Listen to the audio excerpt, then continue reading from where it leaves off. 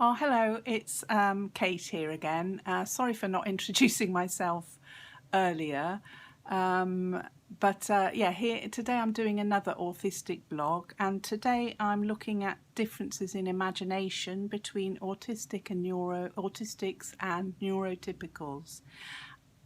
They say people with autism have a problem with imagination, but apparently what seems to be the problem is difficulties with social imagination. That is, imagining the world from someone else's perspective, recognizing that other people have different perspectives, thoughts, and feelings from one's own. Lack of social imagination also means that people with autism can be agitated by changes in routine, and that is very true for me. But apart from the anxiety about that, I'm still trying to grasp this business about social imagination.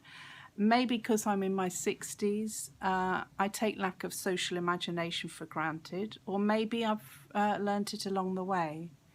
But it is known that people with autism can actually have a very vivid imagination and are often involved in the arts.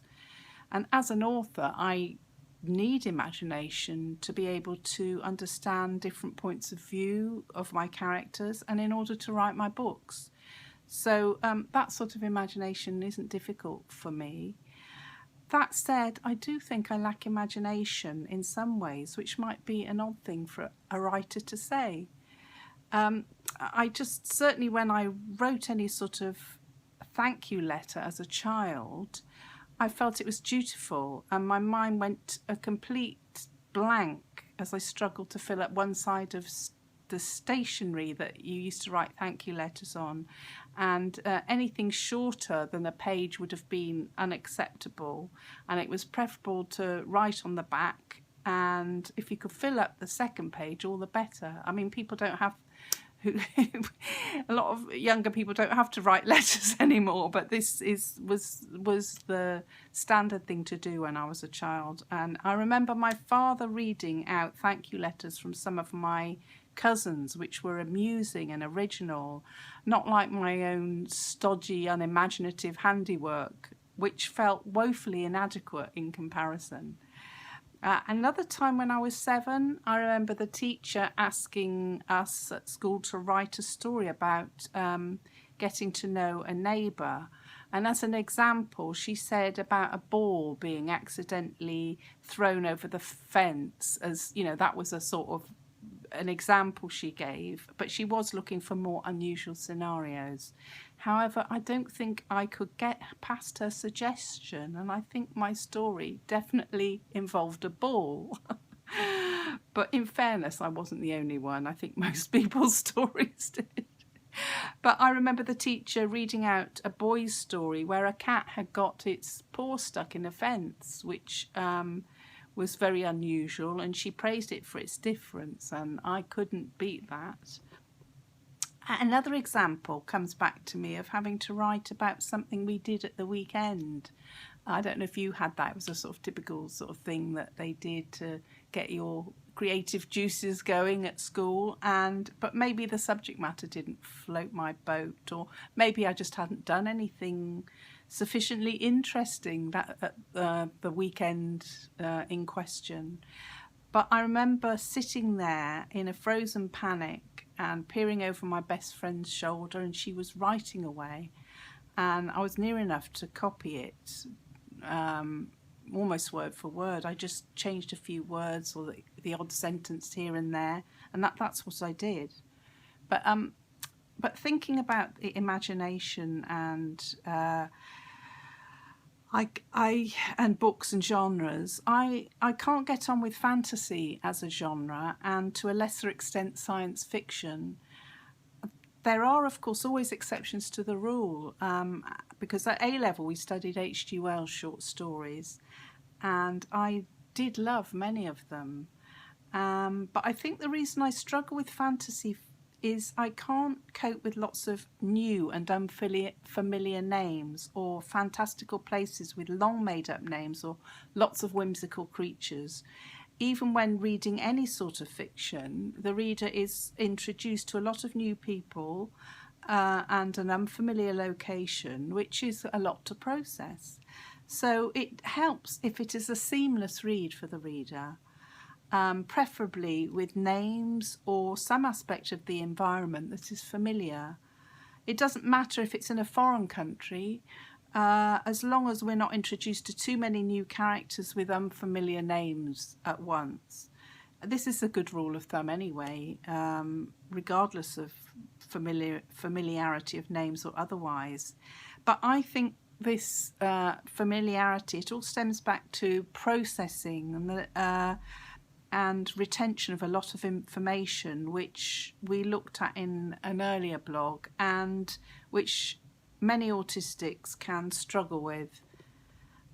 In an autism group, I was discussing this on Facebook, and I explained that I didn't get on with fantasy, sci-fi or paranormal books that were too far-fetched. And someone else responded with, "This is so interesting to read. I loved books as a kid and still do, but like you, not fantasy or sci-fi. I can do fiction, but it has to be believable-ish. So as a kid, I read Famous Five, because although adventures with smugglers and such like were a bit far-fetched, they still followed the rules of what's humanly possible. I read the Narnia books, but it annoyed me when magic happened." And someone else said she liked to read fantasy like Narnia as a kid, but could only write what feels real. This was really interesting, and I really understood this, because especially about Narnia, because as I explained in this thread, my sister and I loved the beginning of The Lion, the Witch and the Wardrobe. The way the children went through the back of the wardrobe and the magical walk in the snow to the lamppost. But as soon as they went beyond the lamppost, we weren't interested. They went off in, there was a snow queen and a lion, and we didn't. In fact, I don't think I ever read it beyond that, and I did actually see it in adulthood, and I still wasn't interested. Because I think it was just too fantastical. I'm still struggling to see how lack of social imagination relates to fantasy or science fiction books. Maybe you want to suggest something in the comments at the bottom. I mean, maybe it's my lack of being able to imagine a world that isn't equivalent to ours, or being able to imagine creatures or animals or place names that are unfamiliar. But strangely, I didn't feel the same about fairy tales or fables. I guess good characters, descriptions and relatable emotions are the key for me, and maybe I'm not giving fantasy writing a fair hearing, or maybe the books I have begun reading in those genres haven't been the best ones. Or maybe again it's the concentration and processing problems I've spoken about in earlier blogs, and that means it's harder work and less enjoyable if I have to wade through mythical names and places. I